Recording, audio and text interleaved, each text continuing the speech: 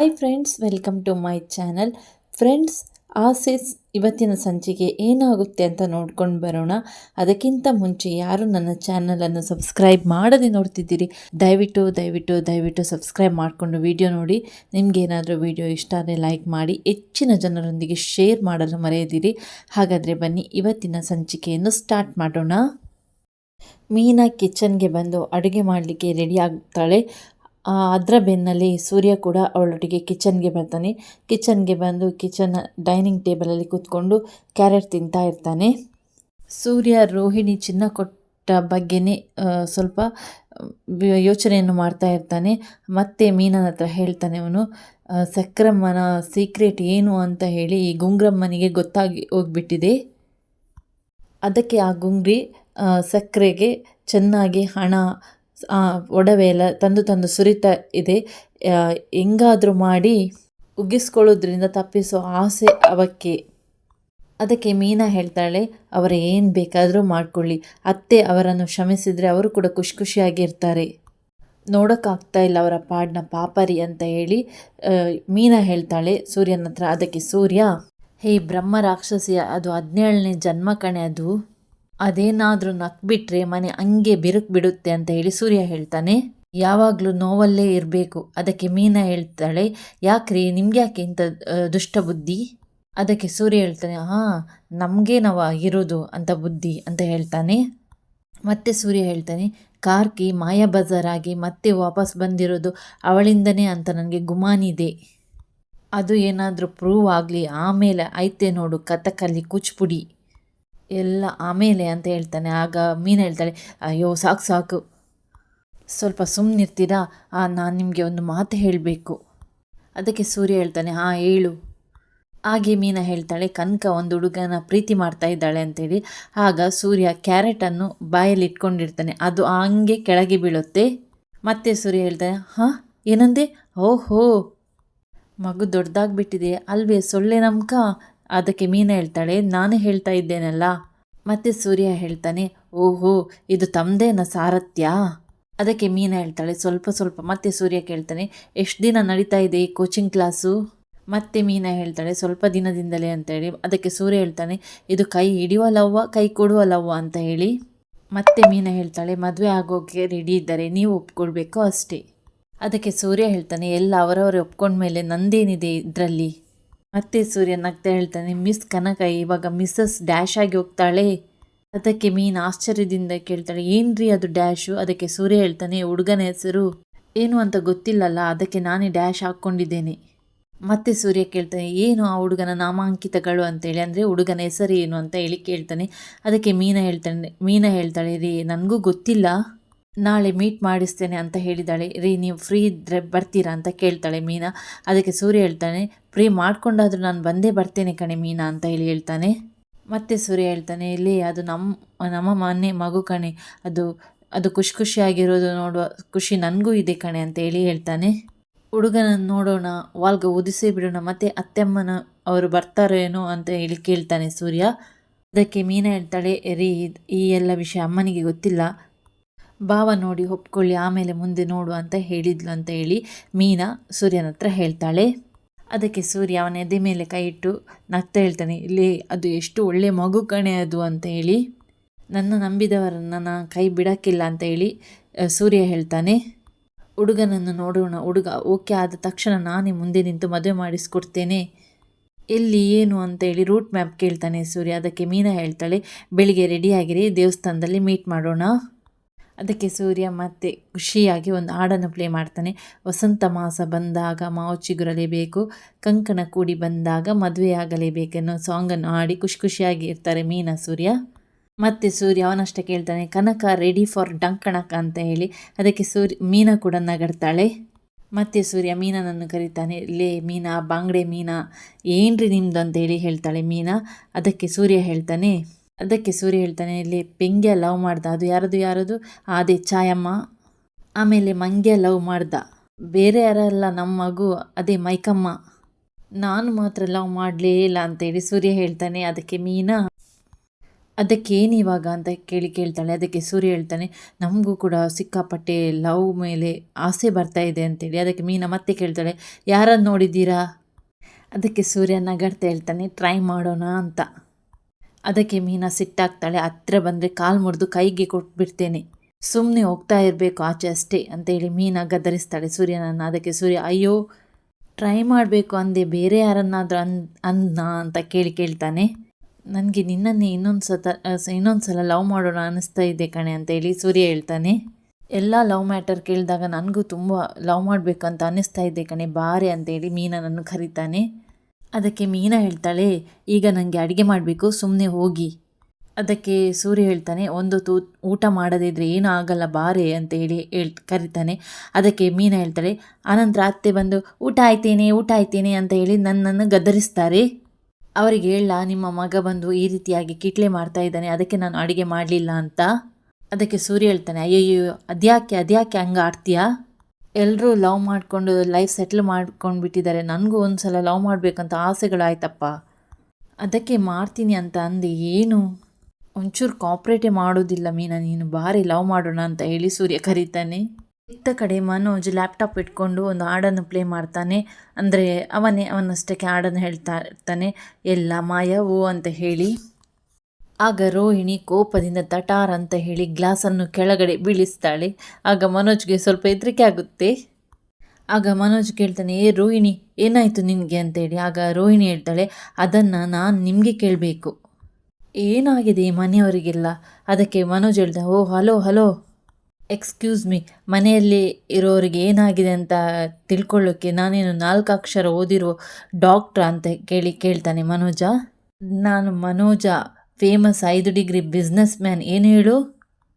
5 degree Manoj, ಹುಷಾರು ಅಂತ ಹೇಳ್ತಾನೆ. ಅದಕ್ಕೆ ರೋಹಿಣಿ ಹೇಳ್ತಾಳೆ, ಅಪ್ಪ ನಮಸ್ಕಾರ, ಪುಣ್ಯಾತ್ಮ, ನಿನ್ನ ಡಿಗ್ರಿ ನಿಮ್ಮ ಸರ್ಟಿಫಿಕೇಟ್ ಬಗ್ಗೆ ನಾನು ಕೇಳ್ತಾ ಇಲ್ಲ, ನನ್ನ ಪರಿಸ್ಥಿತಿ ಏನಾಗಿದೆ ಈ ಮನೆಯಲ್ಲಿ ಅಂತ ಒಂಚೂರು ನೋಡಿ.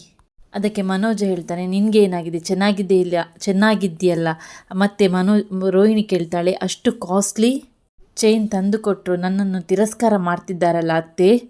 ಅದಕ್ಕೆ ಮನೋಜ ಹೇಳ್ತಾನೆ, ಅಷ್ಟು ನೋವು ಮಾಡಿಬಿಟ್ಟಿದೆಯಲ್ಲ ಪಾಪ ಅವರ ಮನಸ್ಸಿಗೆ. ಅಲ್ಲ, ನಮ್ಮ ಅಮ್ಮಂದು ಮಗುವಿನಂಥ ಮನಸ್ಸು ಪಾಪ, ಅದೆಷ್ಟು ಗಾಯ ಆಗಿದೋ ಏನೋ. ಅದಕ್ಕೆ ರೋಹಿಣಿ ಹೇಳ್ತಾಳೆ, ಹಾಂ, ಆ ಗಾಯ ಆಗಿರೋ ಮನಸ್ಸಿಗೆ ಔಷಧಿನೇ ಹಚ್ಚಬೇಕಾ ಅಥವಾ ಸುಣ್ಣ ಬಣ್ಣ ಬಳಿಬೇಕಾ? ಅದಕ್ಕೆ ಮನೋಜ್ ಹೇಳ್ತಾನೆ, ಹಲೋ ಅವ್ರು ನಮ್ಮ ಅಮ್ಮ ಅವರು. ಅದಕ್ಕೆ ರೋಹಿಣಿ ಹೇಳ್ತಾಳೆ, ಒಂದು ದಿನಕ್ಕಾದರೂ ನನ್ನ ಹೆಂಡತಿ ಅವಳು, ಯಾಕೆ ಅನ್ನೋದು ನೀವು ನನ್ನ ಹೆಂಡತಿಗೆ ಅಂತ ಹೇಳಿ ನಿಮ್ಮ ಅಮ್ಮನಿಗೆ ಯಾವತ್ತಾದರೂ ಕೇಳಿದ್ದೀರಾ?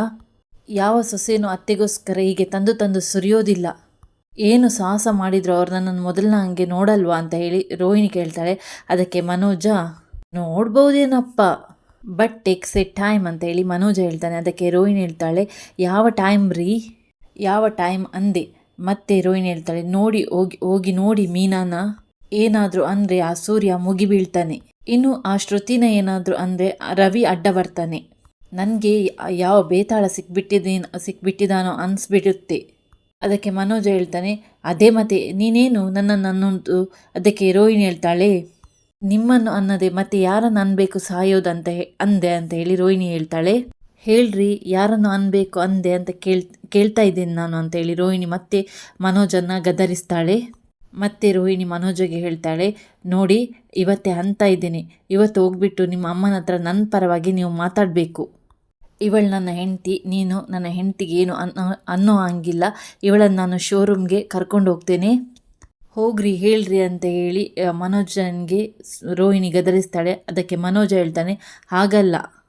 ಅದಕ್ಕೆ ಮತ್ತೆ ರೋಹಿಣಿ ಹೇಳ್ತಾಳೆ, ಹಾಗಾದರೆ ನೀವು ನನ್ನ ಪರ ನಿಲ್ಲೋದಿಲ್ಲ. ಅದಕ್ಕೆ ಮನೋಜ ಹೇಳ್ತಾನೆ, ನಿಲ್ತೇನೆ, ಆದರೆ ನಿನ್ನ ಪರ ನಿಲ್ಲೋದು ಬೇರೆ, ನಾನು ಯಾರ ವಿರುದ್ಧ ನಿಲ್ತೇನೆ ಅನ್ನೋದು ಮುಖ್ಯ. ಚಿಕ್ಕ ವಯಸ್ಸಿನಿಂದ ನನ್ನ ಅಮ್ಮ ನನ್ನನ್ನು ಎಷ್ಟು ಚೆನ್ನಾಗಿ ನೋಡ್ಕೊಂಡಿದ್ದಾರೆ ಅನ್ನೋದು ಗೊತ್ತಾ? ಅದಕ್ಕೆ ರೋಹಿಣಿ ಹೇಳ್ತಾಳೆ, ಚಿಕ್ಕ ವಯಸ್ಸಿನಿಂದ ಅವರು ನಿಮ್ಮನ್ನು ಚೆನ್ನಾಗೇ ನೋಡ್ಕೊಂಡಿರ್ಬೋದು, ಆದರೆ ಸಾಯೋವರೆಗೂ ಇರೋದು ನಾನು ರೀ. ನೀವು ನನಗೋಸ್ಕರ ಬದುಕಬೇಕು, ಎಲ್ಲ ಸಂಬಂಧಕ್ಕಿಂತ ಇಂಪಾರ್ಟೆಂಟ್ ಆಗಿರೋದು ನಾನು. ಅದಕ್ಕೆ ಮನೋಜ ಹೇಳ್ತಾನೆ, ರೋಹಿಣಿ ಇಷ್ಟು ಚಿಕ್ಕ ವಿಷಯವನ್ನು ನನ್ನ ಹತ್ತಿರಕ್ಕೆ ತಂದಿರೋದೇ ದೊಡ್ಡ ತಪ್ಪು. ಅದಕ್ಕೆ ರೋಹಿಣಿ ಹೇಳ್ತಾಳೆ, ನಾನು ಮನೆಯಲ್ಲಿ ಉಗಿಸ್ಕೊಳ್ತಾ ಇರೋದು ನಿಮಗೆ ಚಿಕ್ಕ ವಿಷಯನಾ? ಅದಕ್ಕೆ ಮನೋಜ ಹೇಳ್ತಾನೆ, ನೀನು ಉಗಿಸ್ಬಾರ್ದು ಅಂದರೆ ಇವಾಗ ತಂದುಕೊಟ್ಟ ಹಾಗೆ ಏನಾದರೂ ತಂದು ಕೊಡ್ತಾನೇ ಇರು. ಆಗ ಅಮ್ಮ ಸರಿ ಹೋಗ್ಬೋದೇನಪ್ಪ ಅಂತ ಹೇಳಿ ಮನೋಜ್ ಹೇಳ್ತಾನೆ. ಅದಕ್ಕೆ ರೋಹಿಣಿ ಹೇಳ್ತಾಳೆ, ದಿನ ದಿನ ನಿಮ್ಮ ಅಮ್ಮನ ಮೈ ಮೇಲೆ ಸುರಿಯೋಕೆ ಲಕ್ಷ್ಮಿ ನನ್ನ ಸ್ಟೆಪ್ ಮದರೂ ಅಲ್ಲ, ಕುಬೇರ ನನ್ನ ಬ್ರದರೂ ಅಲ್ಲ. ಆ ಚೈನ್ ತರೋದಕ್ಕೇನೆ ನನ್ನ ಫ್ರೆಂಡ್ ಹತ್ರ ಸಾಲ ಮಾಡಿದ್ದೇನೆ ಗೊತ್ತಾ ನಿಮಗೆ. ಅದಕ್ಕೆ ಮನೋಜ್ ಹೇಳ್ತಾನೆ, ಸಾಲ ಯಾಕೆ ಮಾಡಿದೆ? ಅದಕ್ಕೆ ರೋಹಿಣಿ ಹೇಳ್ತಾಳೆ, ನಿಮ್ಮ ಅಮ್ಮ ಅನ್ನೋ ಮಹಾಸತಿನ ಒಲಿಸ್ಕೊಳ್ಳೋದಕ್ಕೆ. ಅದಕ್ಕೆ ಮನೋಜ್ ಹೇಳ್ತಾನೆ, ಬರೀ ಪ್ಲ್ಯಾನಿಂಗ್ಸೇ ಅಲ್ಲ ನಿಂದು, ನಿನ್ನ ತಲೆಯಲ್ಲಿ ಏನಾದರೂ ಓಡ್ತಾನೇ ಇರುತ್ತೆ ಬ್ಲೂ ಪ್ರಿಂಟ್ನಾಗೆ. ಅಬ್ಬಬ್ಬಬ್ಬಬ್ಬ, ಏನು ಕಿಲಾಡಿ ಹೆಣ್ಣು ನೀನು. ಆಗ ರೋಹಿಣಿಗೆ ಕೋಪ ನೆತ್ತಿಗೇರುತ್ತೆ. ಮನೋಜ್ ಅಂತ ಗದರಿಸ್ತಾಳೆ. ಅದಕ್ಕೆ ಮನೋಜ ಹೇಳ್ತಾನೆ, ನೀನು ಮನೋಜ ಅಂದರೂ ಅಷ್ಟೇ, ಎಂಟದೆ ಗೊದ್ದ ಅಂದರೂ ಅಷ್ಟೇ, ನಾನು ನನ್ನ ಅಮ್ಮನ ವಿರುದ್ಧ ನಿಲ್ಲಲ್ಲ. ನನ್ನ ಅಮ್ಮ ಏನು ಹೇಳ್ತಾರೋ ನಾನು ಅದನ್ನೇ ಮಾಡೋದು ಅಂತ ಹೇಳಿ ಮನೋಜ್ ಹೇಳ್ತಾನೆ. ಅದಕ್ಕೆ ರೋಹಿಣಿ ಹೇಳ್ತಾಳೆ, ಹಾಗಾದರೆ ನನ್ನ ಗತಿ? ಅದಕ್ಕೆ ಮನೋಜ್ ಹೇಳ್ತಾನೆ, ಸರಿ ಹೋಗುತ್ತೇನೋ, ಸ್ವಲ್ಪ ದಿನ ವೆಯ್ಟ್ ಮಾಡು. ಅದಕ್ಕೆ ರೋಹಿಣಿ ಹೇಳ್ತಾಳೆ, ಅಷ್ಟೊತ್ತಿಗೆ ನಾನು ಮುದುಕಿ ಆಗೋಗ್ಬಿಡ್ತೇನೆ. ಅದಕ್ಕೆ ಮನೋಜ್ ಹೇಳ್ತಾನೆ, ಎಲ್ಲರೂ ಒಂದಲ್ಲ ಒಂದಿನ ಆಗಲೇಬೇಕಲ್ಲ. ಮತ್ತೆ ಮನೋಜ್ ಹೇಳ್ತಾನೆ, ನೋಡು, ನನಗೊಂದು ಇಂಪಾರ್ಟೆಂಟ್ ಕೆಲಸ ಇದೆ, ಅದನ್ನು ಬೇಗ ಮುಗಿಸ್ಬಿಟ್ಟು ಮೊಬೈಲಲ್ಲಿ ಗೇಮ್ ಆಡಬೇಕು.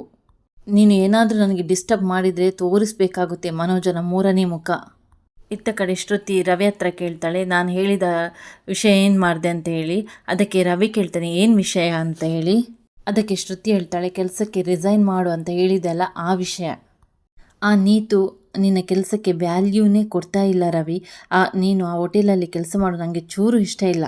ಈಗಲೇ ನೀತುಗೆ ಕಾಲ್ ಮಾಡಿ ನಾಳೆಯಿಂದ ನಾನು ಕೆಲಸಕ್ಕೆ ಬರೋದಿಲ್ಲ ಅಂತ ಹೇಳಿಬಿಡು ಅಂತ ಹೇಳಿ ಶ್ರುತಿ ಹೇಳ್ತಾಳೆ. ಅದಕ್ಕೆ ರವಿ ಹೇಳ್ತಾನೆ, ಶರ್ಟ್ ಚೇಂಜ್ ಮಾಡಿದಷ್ಟು ಈಸಿಯಾಗಿ ಕೆಲಸ ಚೇಂಜ್ ಮಾಡೋಕ್ಕೆ ಆಗಲ್ಲ. ಸೊ ನೀನು ಹಾಗಾದರೆ ಆ ಕೆಲಸ ಬಿಡಲ್ವಾ? ಅದಕ್ಕೆ ರವಿ ಹೇಳ್ತಾನೆ, ಸದ್ಯಕ್ಕೆ ಬಿಡಲ್ಲ. ಅದಕ್ಕೆ ಶ್ರುತಿ ಹೇಳ್ತಾಳೆ, ಸರಿ ಆಗಿದೆ, ನಾನು ಒಂದು ಡಿಸೈಡ್ ಮಾಡಿದ್ದೇನೆ. ಅದಕ್ಕೆ ರವಿ ಹೇಳ್ತಾನೆ, ಏನು ಅಂತ ಹೇಳಿ. ಆಗ ಶ್ರುತಿ ಹೇಳ್ತಾಳೆ, ನಾನು ಒಂದು ಜಾಗ ತಗೊಂಡಿದ್ದೇನೆ. ಮತ್ತೆ ರವಿ ಕೇಳ್ತಾನೆ, ಯಾಕೆ ಮನೆ ಕಟ್ತೀಯಾ ಅಂತೇಳಿ. ಅದಕ್ಕೆ ಶ್ರುತಿ ಹೇಳ್ತಾಳೆ, ಇಲ್ಲ. ಅದಕ್ಕೆ ಶ್ರುತಿ ಹೇಳ್ತಾಳೆ, ಹೊಸ ರೆಸ್ಟೋರೆಂಟ್ ಓಪನ್ ಮಾಡ್ತಾ ಇದ್ದೇನೆ. ಅದಕ್ಕೆ ಮತ್ತೆ ರವಿ ಹೇಳ್ತಾನೆ, ಅದಕ್ಕೆ ತುಂಬ ದುಡ್ಡು ಬೇಕು ಶ್ರುತಿ, ಹೇಳಿದಷ್ಟು ಈಸಿ ಅಲ್ಲ. ಅದಕ್ಕೆ ಶ್ರುತಿ ಹೇಳ್ತಾಳೆ, ಎಷ್ಟು ದುಡ್ಡು ಬೇಕಾದರೂ ಕೊಡೋಕ್ಕೆ ನನ್ನ ತಂದೆ ತಾಯಿ ಇದ್ದಾರಲ್ಲ. ಆಗ ರವಿಗೆ ಕೋಪ ಬರುತ್ತೆ. ಆಗ ಅವನು ಹೇಳ್ತಾನೆ, ನಾನು ನಿನಗೆ ಮೊದಲೇ ಹೇಳಿದ್ದೇನೆ ಅವರ ದುಡ್ಡು ಬೇಡ ಅಂತ. ಮತ್ತೆ ರವಿ ಹೇಳ್ತಾನೆ, ನೀತು ರೆಸ್ಟೋರೆಂಟ್ ಚೆನ್ನಾಗಿ ನಡೆಯೋಕ್ಕೆ ಕಾರಣ ನಾನೇ ಅಂತ ಹೇಳ್ದೆ ಅಲ್ಲ, ನನ್ನ ಮೇಲೆ ನಿನಗೆ ನಂಬಿಕೆ ಇಲ್ವಾ? ನಾನೇ ಕಷ್ಟಪಟ್ಟು ದುಡ್ದು ರೆಸ್ಟೋರೆಂಟ್ ಓಪನ್ ಮಾಡ್ತೇನೆ. ಆಗೇನಾದರೂ ಸಾಧ್ಯ ಇಲ್ಲ ಅಂತ ಹೇಳಿದರೆ ನಾನು ಬ್ಯಾಂಕಲ್ಲಿ ಲೋನ್ ಮಾಡ್ತೇನೆ. ಅದಕ್ಕೆ ಶ್ರುತಿ ಹೇಳ್ತಾಳೆ, ಬ್ಯಾಂಕಲ್ಲಿ ಲೋನ್ ಮಾಡೋಕ್ಕೆ ಆಗುತ್ತೆ, ಬಟ್ ನನ್ನ ಪ್ಯಾರೆಂಟ್ಸ್ ಹತ್ರ ನನಗೆ ದುಡ್ಡು ತೊಗೊಳ್ಳೋಕ್ಕೆ ಆಗಲ್ವಾ? ಆ ದುಡ್ಡೆಲ್ಲ ನಮ್ಮದೇ ಅಲ್ವಾ ರವಿ? ಅದಕ್ಕೆ ರವಿ ಹೇಳ್ತಾನೆ, ನಿಜ, ಅವರ ನಂತರ ಆ ದುಡ್ಡೆಲ್ಲ ನಿಂದು, ನಂದಲ್ಲ. ಇವಾಗ ಅದರ ಬಗ್ಗೆ ಮಾತಾಡಬೇಡ ಶ್ರುತಿ. ಅದಕ್ಕೆ ಶ್ರುತಿ ಹೇಳ್ತಾಳೆ, ಓಕೆ, ನಾನು ಇನ್ನೊಂದು ರೀತಿಯಲ್ಲಿ ಡಿಸೈಡ್ ಮಾಡಿದ್ದೇನೆ. ಅದಕ್ಕೆ ರವಿ ಹೇಳ್ತಾನೆ, ಏನಿವತ್ತು ಫಟಾಫಟ್ ಅಂತ ಡಿಸಿಷನ್ ತೊಗೊಳ್ತಾ ಇದೆಯಾ? ಮತ್ತೆ ಶ್ರುತಿ ಹೇಳ್ತಾಳೆ, ಹೌದು, ನಾನು ಅವರ ಹತ್ರ ದುಡ್ಡು ತೊಗೊಳ್ಳಲ್ಲ. ನನ್ನ ಸೇವಿಂಗ್ಸ್ನಲ್ಲೇ ನಾನೊಂದು ರೆಸ್ಟೋರೆಂಟ್ ಓಪನ್ ಮಾಡ್ತೇನೆ. ನೀನು ಅಲ್ಲೇ ಶೆಫ್ ಆಗಿ ಬಾ, ಓಕೆ? ನನ್ನ ಮೇಲೆ ನಿನಗೆ ಯಾವಾಗ ಕಾನ್ಫಿಡೆನ್ಸ್ ಬರುತ್ತೋ ಆವಾಗ ನೀನು ನನ್ನ ಪಾರ್ಟ್ನರ್ ಆಗು, ಏನಂತೀಯ ಅಂತೇಳಿ ಶ್ರುತಿ ಕೇಳ್ತಾಳೆ ರವಿ ಹತ್ರ. ಅದಕ್ಕೆ ರವಿ ಹೇಳ್ತಾನೆ, ಮೊದಲು ನೀನು ರೆಸ್ಟೋರೆಂಟ್ ಓಪನ್ ಮಾಡು, ಆಮೇಲೆ ಯೋಚನೆ ಮಾಡ್ತೇನೆ. ಹಾಗಂತ ಹೇಳಿ ರವಿ ಅಲ್ಲಿಂದ ಎದ್ದು ಹೋಗ್ತಾನೆ. ಒಂದು ಕಡೆಯಲ್ಲಿ ಅರುಣ್ ಮತ್ತು ಕನಕ ದೇವಸ್ಥಾನಕ್ಕೆ ಬರ್ತಾರೆ, ಅಂದರೆ ಸೂರ್ಯ ಮೀನರನ್ನು ಭೇಟಿ ಮಾಡಲು. ಆದರೆ ಅರುಣ್ಗೆ ಗೊತ್ತಿರೋದಿಲ್ಲ ಕನಕನ ಭಾವ ಸೂರ್ಯ ಅಂತ ಹೇಳಿ. ಕನಕ ಸೀರೆಯನ್ನು ಉಟ್ಟಿರ್ತಾಳೆ. ಆಗ ಅರುಣ್ ಅವಳನ್ನೇ ನೋಡ್ತಾ ಇರ್ತಾನೆ. ಆಗ ಅರುಣ್ ಹೇಳ್ತಾನೆ, ಸೀರೆಯಲ್ಲಿ ನಾನು ಯಾವತ್ತೂ ಈ ಥರ ನಿನ್ನನ್ನು ನೋಡಿರಲಿಲ್ಲ ಅಂತ ಹೇಳಿ. ಕೆಲಸದಲ್ಲಿ ಯಾವತ್ತೂ ನಿಯತ್ ತಪ್ಪಿಲ್ಲ, ಆದರೆ ಲವ್ನಲ್ಲಿ ನಿಯತ್ತಿರಲ್ಲ ಅಂತ ಅನಿಸುತ್ತೆ ಅಂತೇಳಿ. ಅದಕ್ಕೆ ಕನಕ ಹೇಳ್ತಾಳೆ, ಸಾಕು, ಹೆಂಡತಿ ಆಗೋಳ ಮೇಲೆ ಎಷ್ಟು ದೃಷ್ಟಿ ಹಾಕಬಾರ್ದು, ಬನ್ನಿ ಅಂತ ಹೇಳಿ ಕನಕ ಕರ್ಕೊಂಡು ಹೋಗ್ತಾಳೆ. ಆನಂತರ ಕನಕ ಅರುಣ್ನ ಕೈಯಲ್ಲಿದ್ದ ಕವರನ್ನು ನೋಡ್ತಾಳೆ. ಇದೇನಿದು ಕವರೆಲ್ಲ ತೊಗೊಂಡು ಬಂದಿದ್ದೀರಾ ಅಂತೇಳಿ. ಅದಕ್ಕೆ ಅರುಣ್ ಹೇಳ್ತಾನೆ, ಮೊದಲೇ ಸಲ ಮದುವೆ ಮಾತುಕತೆಯನ್ನು ಮಾತಾಡಲಿಕ್ಕೆ ಹೋಗ್ತಾ ಇದ್ದೇನಲ್ವಾ, ಹಾಗೆ ಬರೀ ಕೈಯಲ್ಲಿ ಹೋಗೋದು ಬೇಡ ಅಂತ ಹೇಳಿ ಸ್ವಲ್ಪ ಸ್ವೀಟ್ಸ್ ಎಲ್ಲ ತೊಗೊಂಡಿದ್ದೇನೆ ಅಂತ ಹೇಳಿ ಹೇಳ್ತಾನೆ. ಅದಕ್ಕೆ ಕನಕ ಹೇಳ್ತಾಳೆ, ಓಹೋ, ನಿಮಗೂ ಇದು ಎಲ್ಲ ಗೊತ್ತಿದೆಯಾ? ಅದಕ್ಕೆ ಅರುಣ್ ಹೇಳ್ತಾನೆ, ಯಾಕೆ ಪೊಲೀಸ್ಗೆ ಮನೆ ಮಠ ಸಂಸಾರ ಅಂತ ಏನು ಇರೋದಿಲ್ವಾ? ಅದಕ್ಕೆ ಕನಕ ವೆರಿ ಗುಡ್ ಅಂತಾಳೆ. ಮತ್ತು ಅರುಣ್ ಹೇಳ್ತಾನೆ, ಕನಕ ಯಾಕೋ ಟೆನ್ಷನ್ ಆಗ್ತಾ ಇದೆ ಅಂತ ಹೇಳಿ. ಯಾಕೆ ಅಂತ ಕೇಳ್ತಾಳೆ ಕನಕ. ಅದಕ್ಕೆ ಅರುಣ್ ಹೇಳ್ತಾನೆ, ನಿಮ್ಮ ಮನೆಯವರು ನನ್ನನ್ನು ಒಪ್ಕೊಳ್ತಾರೆ ತಾನೇ? ಅದಕ್ಕೆ ಕನಕ ಹೇಳ್ತಾಳೆ, ನಾನು ಒಪ್ಕೊಂಡಿದ್ದೇನಲ್ಲ. ಮತ್ತು ಅರುಣ್ ಹೇಳ್ತಾನೆ, ಅವರು ಒಪ್ಕೊಂಡಿಲ್ಲ ಅಂದರೆ? ಅದಕ್ಕೆ ಕನಕ ಹೇಳ್ತಾಳೆ, ದೇವಸ್ಥಾನದಲ್ಲಿ ನಿಂತ್ಕೊಂಡು ಏನು ಮಾತಾಡ್ತಾ ಇದ್ದೀರಾ, ಅದೆಲ್ಲ ಮಾತಾಡಬಾರ್ದು ಅಂತ ಹೇಳ್ತಾಳೆ. ಅಸ್ತು ದೇವತೆಗಳು ಇರ್ತಾರೆ, ನಿಮ್ಮನ್ನೇನಾದರೂ ಮದುವೆ ಮಾಡಲಿಲ್ಲ ಅಂತ ಹೇಳಿದರೆ ನನ್ನ ಹೃದಯನೇ ಮಲಗಿಕೊಂಡು ಬಿಡುತ್ತೆ. ಅದಕ್ಕೆ ಅರುಣ್ ಹೇಳ್ತಾನೆ, ಪ್ರೀತಿಯನ್ನು ಅಲಾರಾಮ್ ಕೊಟ್ಟು ಎಬ್ಬಿಸ್ತೀನಿ. ಮತ್ತೆ ಅರುಣ್ ಅದೇ ಪ್ರಶ್ನೆಯನ್ನು ಕೇಳ್ತಾನೆ, ನಿಮ್ಮ ಮನೆಯವ್ರು ನನ್ನನ್ನು ಒಪ್ಕೊಳ್ತಾರೆ ತಾನೆ? ಅದಕ್ಕೆ ಕನಕ ಹೇಳ್ತಾಳೆ, ಖಂಡಿತ. ಕನಕ ಹೇಳ್ತಾಳೆ, ನಿಮ್ಮನ್ನು ಯಾರು ಬೇಕಾದರೂ ಒಪ್ಕೊಳ್ತಾರೆ, ಅದರಲ್ಲೂ ನನ್ನ ಅಕ್ಕ ಭಾವ ನಾನು ಇಷ್ಟಪಟ್ಟದ್ದು ಬೇಡ ಅಂತ ಹೇಳೋದೇ ಇಲ್ಲ. ಮತ್ತೆ ಅರುಣ್ ಹೇಳ್ತಾನೆ, ನಿಮ್ಮ ಅಕ್ಕ ತುಂಬ ಒಳ್ಳೆಯವರಂತ ಹೇಳಿದ್ದೆ, ಬಟ್ ಭಾವ ಹೇಗೆ? ಅದಕ್ಕೆ ಕನಕ ಹೇಳ್ತಾಳೆ, ಭಾವ ಅಕ್ಕನಿಗಿಂತ ತುಂಬ ಒಳ್ಳೆಯವರು, ಸ್ವಲ್ಪ ಮುಂಗೋಪಿ, ಬಟ್ ಅವರೇನಾದರೂ ನಿಮ್ಮನ್ನು ಇಷ್ಟಪಟ್ಟರೆ ನೀವು ನನ್ನ ಜೊತೆ ಕಾಲ ಕಳೆಯೋದಕ್ಕಿಂತ ಅವ್ರ ಜೊತೆನೇ ಹೆಚ್ಚು ಹೊತ್ತು ಕಾಲ ಕಳಿತೀರಾ. ಅಷ್ಟು ಒಳ್ಳೆಯ ಮಾತುಗಾರ, ಡಿಫ್ರೆಂಟಾಗಿ ಮಾತಾಡ್ತಾರೆ, ಹೊಸ ಹೊಸ ಪದಗಳು ನೀವು ಕೇಳೇ ಇರಲ್ಲ. ಅದಕ್ಕೆ ಅರುಣ್ ಹೇಳ್ತಾನೆ, ಓ ಸರಿ ಸರಿ ಅಂತಾನೆ, ಇವಾಗಲೇ ನಿನ್ನ ಕುತ್ತಿಗೆಗೆ 3 ಗಂಟು ಹಾಕಿ ಮನೆ ತುಂಬಿಸ್ಕೊಳ್ಬೇಕು ಅಂತ ಅನಿಸ್ತಾ ಇದೆ. ಅದಕ್ಕೆ ಕನಕ ಹೇಳ್ತಾಳೆ, ಆ ದಿನ ಬೇಗ ಬರಲಿ ಅಂತ ನಾನು ಕಾಯ್ತಾ ಇದ್ದೇನೆ ಅರುಣ್. ಓಕೆ, ಹಾಗಾದರೆ ಒಂದು ಸೆಲ್ಫಿ ತಗೊಳ್ಳೋಣ ಅಂತ ಹೇಳಿ ಅರುಣ್ ಹೇಳ್ತಾನೆ. ಓಕೆ ಅಂತ ಹೇಳಿ ಕನಕ ಕೂಡ ಹೇಳ್ತಾಳೆ. ಹಾಗೆ ಇಬ್ಬರು ಕೂಡ ಸೆಲ್ಫಿಯನ್ನು ತೆಗೆದುಕೊಳ್ತಾರೆ. ಹಾಗೆ ಅರುಣ್ಗೆ ಗೊತ್ತಿರೋದಿಲ್ಲ ಸೂರ್ಯನೇ ಕನಕನ ಭಾವ ಅಂತ ಹೇಳಿ. ಇಬ್ಬರು ಕೂಡ ದುಶ್ಮನ್ಗಳಾಗಿರ್ತಾರೆ. ಇಬ್ಬರು ಕೂಡ ಒಬ್ರನ್ನೊಬ್ಬರು ಭೇಟಿ ಆದ ನಂತರ ಏನಾಗುತ್ತೆ ಅಂತ ಸಂಚಿಕೆ ನಾಳೆ ಕೂಡ ಮುಂದುವರಿಯುತ್ತೆ. ತಪ್ಪದೇ ವಾಚ್ ಮಾಡಿ. ನಿಮ್ಗೆ ಏನಾದರೂ ಇಷ್ಟ ಆದರೆ ಚಾನಲನ್ನು ಸಬ್ಸ್ಕ್ರೈಬ್ ಮಾಡದಿದ್ದರೆ ದಯವಿಟ್ಟು ಚಾನಲ್ ಸಬ್ಸ್ಕ್ರೈಬ್ ಮಾಡಿಕೊಂಡು ವಿಡಿಯೋ ನೋಡಿ. ವಿಡಿಯೋ ಇಷ್ಟ ಆದರೆ ಲೈಕ್ ಮಾಡಿ, ಹೆಚ್ಚಿನ ಜನರಿಗೆ ಶೇರ್ ಮಾಡಲು ಮರೆಯದಿರಿ. ಮತ್ತೊಂದು ಹೊಸದಾದ ವಿಡಿಯೋದೊಂದಿಗೆ ನಾನು ನಿಮ್ಮನ್ನು ಭೇಟಿ ಆಗ್ತೀನಿ. Thanks for watching.